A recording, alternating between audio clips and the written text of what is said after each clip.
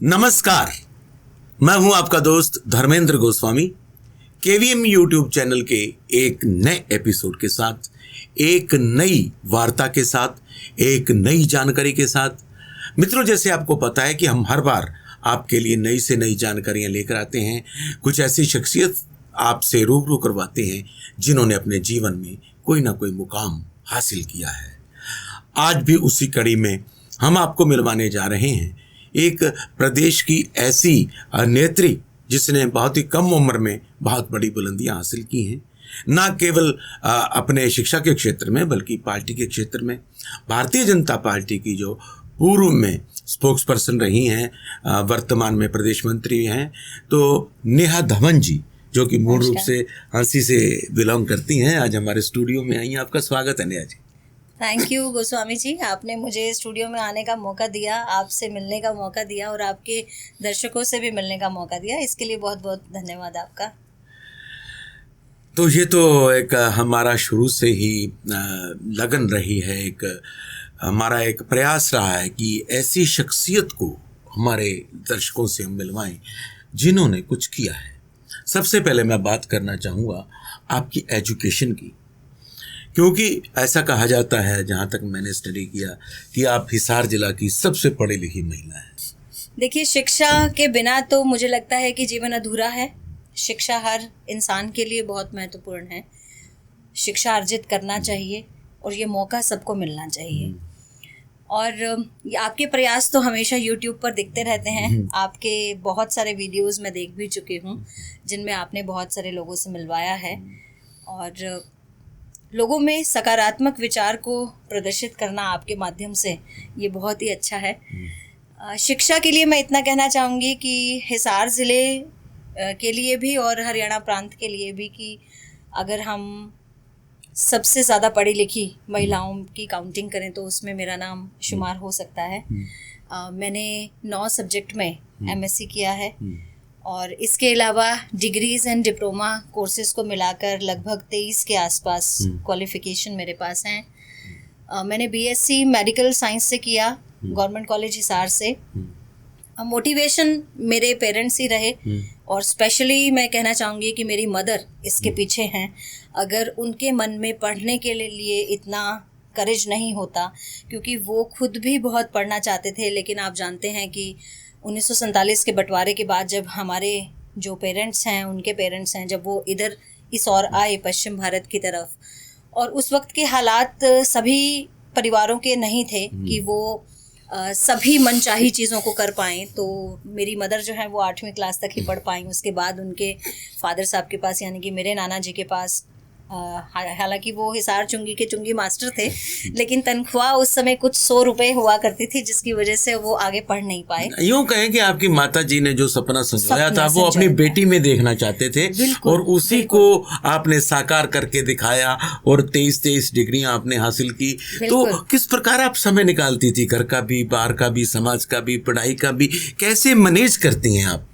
इस सब के पीछे भी परिवार का पूरा सहयोग रहा, क्योंकि मेरे परिवार में मेरी बुआ भी बहुत पढ़ी लिखी हैं। मेरी 5 बुआ हैं और सभी गवर्नमेंट जॉब से रिटायर हैं, MA हैं, JBT हैं, BEd हैं, बहुत पढ़े हैं वो भी। और उसके बाद मेरी 2 बड़ी सिस्टर हैं, उन्होंने भी डबल MA किया, PhD किया, वो भी बहुत पढ़े लिखे हैं। पूरा खानदान पढ़ा लिखा है और इसलिए हम एक दूसरे का सहयोग करते चले आए, क्योंकि हमारे पेरेंट्स ने, हमारे ग्रैंड पेरेंट्स ने ये बात देखी कि बेटियों का पढ़ना बहुत ज़रूरी है समाज में। अगर आपने किसी भी घर को शिक्षित करना है, संस्कारित करना है, तो बेटियों का पढ़ा लिखा होना बहुत ज़रूरी है। इसलिए पूरा सपोर्ट किया, घर के काम मैनेज तरीके से चलते रहे और सहयोग से चलते रहे। बेटी बचाओ बेटी पढ़ाओ का नारा भी प्रधानमंत्री ने हमें दिया।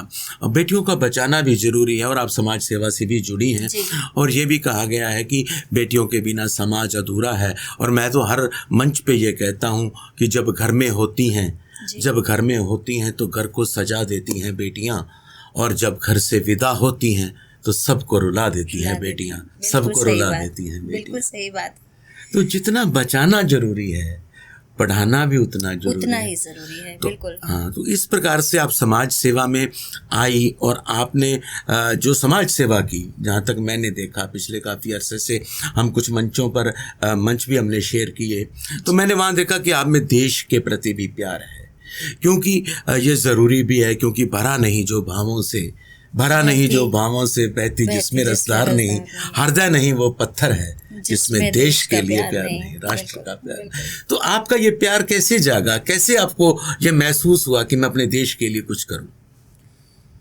गोस्वामी जी, ये बहुत अच्छा प्रश्न आपने पूछा है, क्योंकि आजकल अगर हम देखते हैं तो वो बहुत से ऐसे युवा साथियों को मैं देखती हूँ, बहुत से ऐसे बड़े लोगों को भी मैं देखती हूँ जो अपने देश से प्रेम करना भूल गए हैं, अपनी जन्मस्थली से प्रेम करना भूल गए हैं।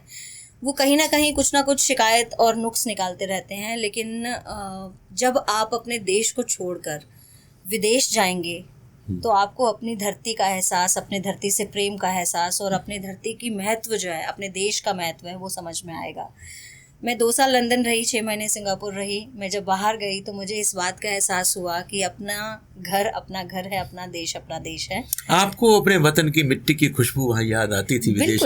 बिल्कुल। मैंने कॉर्पोरेट सेक्टर में भी काम किया, वहाँ पर भी देखा कि बहुत से ऐसे युवा हैं जो पाश्चात्य संस्कृति की तरफ बहुत ज़्यादा अग्रसर हो रहे हैं, वो बहुत ज़्यादा फॉरेन की कल्चर को अपना रहे हैं, लेकिन उनके अंदर जो अपना जो मातृभूमि के प्रति प्रेम है वो थोड़ा कम है। उनके अंदर पेट्रियोटिज्म की भावना बहुत कम मुझे देखने को मिली। लेकिन धीरे धीरे जब मैंने इस बात को महसूस किया कि उनमें और मुझ में क्या अंतर है, मुझे इसी बात का ही एहसास हुआ कि जब मैं वापस आई लंदन से, तो अपने शहर में जब मैंने समय व्यतीत किया हाँसी में, और हाँसी की उस समय के जो हालात थे वो देखने के बाद मुझे लगा कि मेरी जन्मस्थली ऐसी नहीं हो सकती। और उसके बाद मैंने पूरे देश के लिए सोचना शुरू किया, क्योंकि एक टर्निंग पॉइंट आता है सबकी लाइफ में, और वो मेरा टर्निंग पॉइंट था जब मैं फॉरेन से वापस आई। तो मुझे लगा, मुझे दोबारा भी लंदन जाने का मौका मिला था, और उस समय तो मेरी ये प्लानिंग थी कि मैं परमानेंटली सेटल हो जाऊंगी यूके में और वापस नहीं आऊंगी। लेकिन मैंने वो ऑप्शन जो है वो छोड़ा, सिर्फ और सिर्फ इसलिए कि मुझे अपने देश में रहकर, अपनी जन्मस्थली पर रहकर, अपने राज्य, अपने हाँसी शहर और अपने देश के लिए काम करना। या यूं कहें कि जैसे हमारे शहीदों ने कहा था जब आज़ादी हुई कि हम लाए हैं तूफान से किश्ती निकाल के, इस देश को रखना मेरे बच्चों संभाल के, मेरे बच्चों को संभाल के। शायद वो फिक्रा आपको लंदन से वापस हाँसी खींच के लेके आया और अपने वतन के लिए आप काम करने लगी, अपने प्रदेश के लिए, अपने शहर के लिए का। और हाँसी का अगर इतिहास करें तो वहाँ पे आज भी लाल सड़क है। जी बिल्कुल, लाल सड़क है, और मेरा घर भी उसी ऐतिहासिक लाल सड़क पर है। तो वाकई तो वो लाल सड़क जो खून, वहाँ से जब भी हम गुजरते हैं तो आप ये मानिए कि वहीं पर ही शहीद स्मारक है, और वो लाल सड़क के ऊपर से हमारा दिन में 10 बार गुजरना होता है। तो भावनाएं जुड़ती हैं, इतिहास के साथ आपकी भावनाएं जुड़ती हैं। पढ़ने का मेरे पूरे परिवार को ही शौक है, मुझे बहुत शौक है, मैं बहुत किताबें पढ़ती हूँ।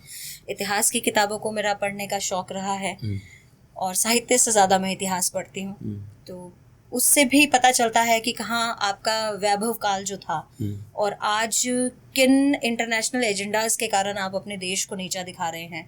पिछले कई सालों में अगर हम देखते हैं तो हमारे देश को केवल और केवल फॉरेनर जो हैं वो बैलगाड़ी के लोगों का देश और सपेरों के देश के नाम से ही जानते थे। आज जो स्थिति बदली है वो केवल और केवल देश के प्रधानमंत्री नरेंद्र मोदी जी के कारण बदली है, कि आज फॉरेन कंट्रीज जो है हमारे देश को सम्मान जनक दृष्टि से देखने लगे हैं। ये सम्मान आपको 2009 से पहले नहीं दिखता था, 2014 से पहले नहीं दिखता था। ये सम्मान आपको ये 8 साल की जो यात्रा चली है, 8 साल की जो यात्रा है, उसके दौरान जो है वो फॉरेन कंट्रीज के अंदर इंडिया को लेकर और भारतीयों को लेकर जो दृष्टि में बदलाव आया है, उनके सोचने में, विचारों में जो परिवर्तन आया है, वो सकारात्मक। वो जो चक दे इंडिया है वो कहते हैं अब 8 साल से ही शुरू हुआ है। आपके विचार से अगर बात करें, पहले की जो सरकारें थी, क्योंकि मैं फॉरेन रही हूँ तो मैं ये बात समझती हूँ, मेरे सामने भी ये विषय कई बार आए थे। मेरे साथ में कॉर्पोरेट सेक्टर में सिस्को में मैं काम करती थी, हमारे साथ में 75% फॉरेनर थे और हम 25% इंडियन थे। तो उसमें भी हम ये बात नोट करते थे कि उनका अभी तक ये विचार था कि हम सपेरों और गाड़ी घोड़ी वाले जो देश हैं उसी के देश की तरह। ये सुनकर आपको कैसा महसूस होता था एज ए इंडियन, एक सच्ची देशभक्त होने के नाते आपको गुस्सा नहीं आता था? मैं गूगल में हमारी जो हाईटेक सिटीज हैं उनकी फोटोज उन्हें दिखा दिया करती थी कि ये भी इंडिया है। जैसे बताइए कुछ। जैसे बैंगलोर की, जैसे गुरुग्राम की, ऐसे कितने ही हमारी हाईटेक सिटीज हैं, हम उनकी फोटोज उनको दिखाते थे। तो फिर मान जाते थे वो नहीं, सपेरे नहीं है, ये तो विकासशील देश है। जी बिल्कुल मानना पड़ेगा उनको, आंखों से देखने के बाद तो मानना ही पड़ेगा ये बदलाव। लेकिन आज हमें बताने की जरूरत नहीं पड़ रही है, आज अपने आप ये स्थिति बन चुकी है इंटरनेशनल फ्रेम पर, इंटरनेशनल मीडिया के अंदर, कि भारत को एक ऐसे देश के रूप में देखा जा रहा है जो आगे चलकर जो इंटरनेशनल शक्ति वाले देश हैं उनके साथ उनका नाम इंक्लूड हो रहा है। ये तो आप बाहर की बात कर रहे हैं, विदेश की बात कर रहे हैं। अगर मैं अपने भारत की खुद की बात करूं इंटरनल, तो उसमें ये देखा जा रहा है कि आजकल जैसे कुछ प्रदेशों में हिजाब का मुद्दा चल रहा है, पर्दे को हटाने के लिए और लगाने के लिए बीच में द्वंद्व चल रहा है। आप इसको किस रूप में देखती हैं? ये बहुत ही अच्छा विषय आपने लिया गोस्वामी जी, क्योंकि मैं एक महिला हूँ और मैं शिक्षित महिला हूँ। मैं उस प्रदेश से आती हूँ जिस प्रदेश में महिलाओं की कन्याओं की संख्या जो है वो पुरुषों के मुकाबले बहुत कम थी। आज वो आंकड़ा बहुत बेहतर तरीके से बढ़ा है। अभी भी हम 100% बराबर नहीं आए हैं जनसंख्या के हिसाब से, लेकिन मैं उस प्रदेश से आती हूँ जिस प्रदेश में एक वक्त था जब बेटियों को पैदा करना अच्छा नहीं माना जाता था। इसलिए मैं उन अपनी बहनों से बात करना चाहूँगी जो मुस्लिम समुदाय से संबंध रखती हैं, जो हिजाब के लिए लड़ाई लड़ रही हैं या हिजाब के लिए आवाज़ उठा रही हैं, लेकिन अपनी शिक्षा को वंचित करके। हमारे लिए शिक्षा बहुत ज़्यादा ज़रूरी है। फेस ढका है या फेस दिख रहा है, इस बात की शिक्षा को अर्जित करने के लिए मायने नहीं होने चाहिए। आप कौन सा अटायर पहन के आ रहे हैं ये बात आपकी मायने नहीं रखती जब तक आप शिक्षित नहीं होंगे। अगर आप अशिक्षित रह जाएंगे तो आप कितने ही खूबसूरत लिबास में क्यों ना आ जाएं, और चाहे आप कितने ही खूबसूरत हिजाब में नहीं आ जाएं, आपका महत्व नहीं है। किसी भी शख्सियत की पहचान, किसी भी इंसान की पहचान कपड़ों से नहीं होती है। हाँ, धार्मिक मुद्दा इसे नहीं बनाना चाहिए, क्योंकि आप पढ़ने वाली जगह पर आ रहे हैं, वहाँ पर एक यूनिफॉर्म है और वो यूनिफॉर्म इक्वालिटी को दर्शाता है कि चाहे गरीब घर का बच्चा है और चाहे अमीर घर का बच्चा है, चाहे किसी भी जाति और धर्म से संबंध रखता है, आपकी एक पर्टिकुलर यूनिफॉर्म है जिसमें आप इक्वल लगेंगे, बराबर आप दिखेंगे। उसी एक रंग में समरसता का जो भाव है वो दिखता है कि बच्चे जब यूनिफॉर्म में खड़े होते हैं तो एक रंग लगता है। उस रंग को बदलने का प्रयास ना करें। आपके धार्मिक रंग अलग अलग हो सकते हैं, लेकिन शिक्षा के सामने, हमारे फ़ायदे के सामने, हम बेटियों के फ़ायदे के सामने, ये एक इंटरनेशनल एजेंडा है। मैं मानती हूँ गोस्वामी जी, जिस तरह के जिहाद चल रहे हैं, चाहे वो किसी भी तरह का जिहाद क्यों ना हो, लव जिहाद या और जिहादों की मैं बात करूं, आतंकवाद भी इसमें आता है। ये लिबास का जो आज झगड़ा छिड़ा है, ये हिजाब का जो झगड़ा छिड़ा है, ये भी एक तरह का जिहाद है। और इस जिहाद में जो विक्टिम है वो महिलाएं हैं, और अंत में सबसे ज़्यादा बुरा हाल अगर होगा तो भी महिलाओं का होगा। इस जिहाद से महिलाओं को कोई बेनिफिट नहीं है। बेनिफिट नहीं है, मैं मानता हूँ आपकी बात ठीक है। उनकी वो रूढ़िवादी परंपरा मानी है या कुछ और उनके ऐसे कस्टम्स मानी है, लेकिन अगर हम बात करें एक सार्वजनिक तौर पर, हमारे भी कई प्रदेशों में, इवन हरियाणा में भी अभी भी घूंघट प्रथा है जी। उसको लेकर आप एक बेटी होने के नाते, महिला होने के नाते क्या संदेश देना चाहेंगे ऐसी महिलाओं को? बहुत अच्छा विषय, आप बहुत सारे अच्छे विषय ले रहे हैं गोस्वामी जी। इस विषय में मैं आपको बताना चाहूँगी कि 2005 से लेकर 2013 में जब सेंट्रल गवर्नमेंट की तरफ से, मैं दूरदर्शन की तरफ से एक इंस्पेक्शन कमेटी की इंचार्ज थी और सेंट्रल गवर्नमेंट के फ्लैगशिप प्रोग्राम को हमें कवर करना होता था। मैं 450 गाँव में गई थी हरियाणा के, उसको कवर करने के लिए। 19 फ्लैगशिप प्रोग्राम हम कवर करते थे सेंट्रल गवर्नमेंट के।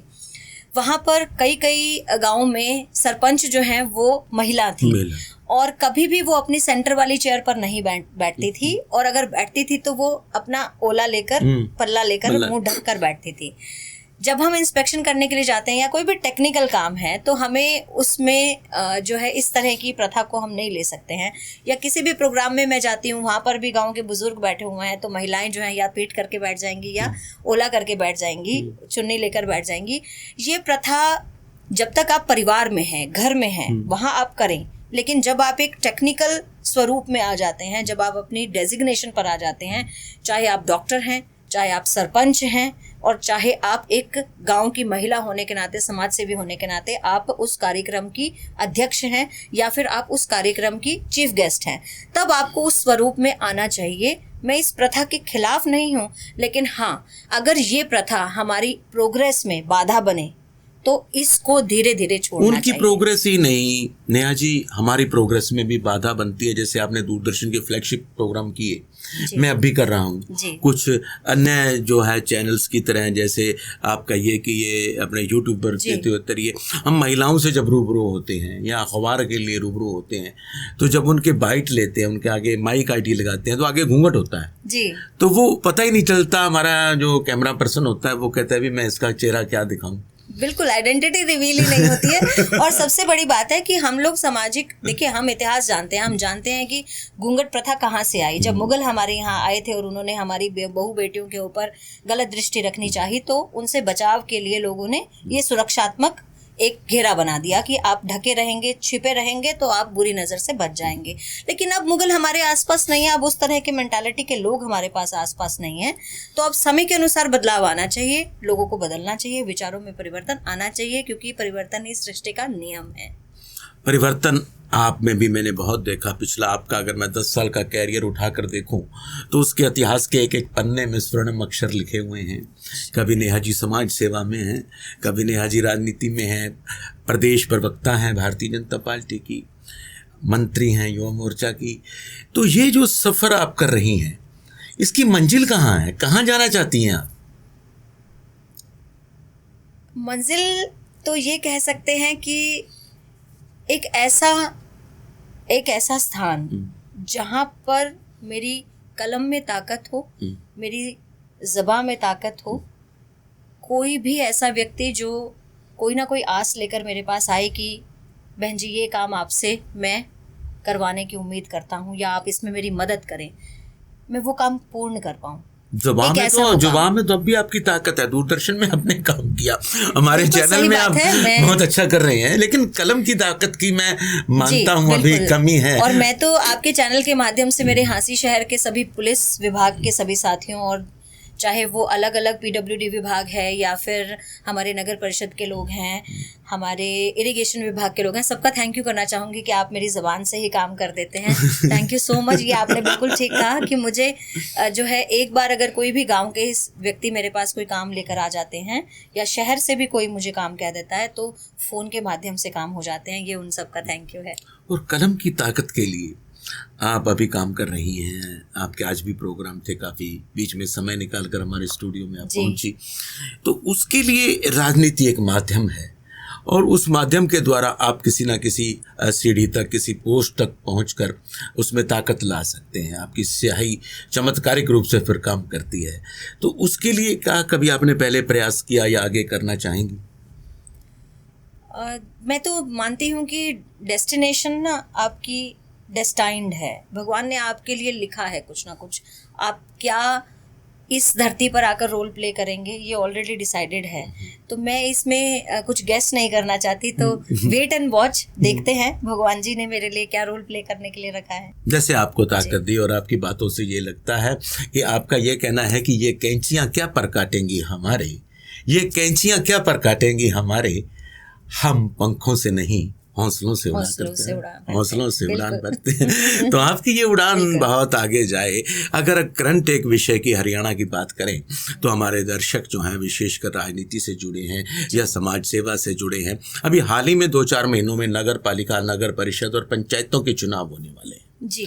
उसको आप किस नज़र से देखती हैं? इस बार सिंबल पे शायद आप इलेक्शन, आपकी पार्टी लड़ रही है जी। तो उसमें क्या निष्कर्ष आने वाला है, क्या रिजल्ट्स आने वाले हैं? कई जगह सीधे चेयरमैन के रूप में इलेक्शन हो रहे हैं, तो क्या फायदे होंगे उसके? इस बार हमारी सरकार ने ये भी एक अच्छा फैसला लिया है कि चेयरमैन को जो है वो सभी पार्षद मिलकर नहीं चुनेंगे, जनता चुनेगी। और इसका जो स्वागत है वो प्रदेश की जनता ने किया भी इस विषय का। अब हमारे सामने चुनाव बहुत जल्दी ही आने वाले हैं और मैं बहुत ज़्यादा पॉजिटिव हूँ, ऑप्टिमिस्टिक हूँ कि हमारी पार्टी, भारतीय जनता पार्टी के साथ में ही जो नगर परिषद के, नगर पालिकाओं के जो जनता है वो हमारा समर्थन करेंगी और हमारी पार्टी ही विजयी रहेगी। हमारी पार्टी के कार्यकर्ता बहुत ज़्यादा कर्मठ तरीके से कार्य कर रहे हैं और जीत की स्थिति जो है वो बनती हुई नज़र आ रही है।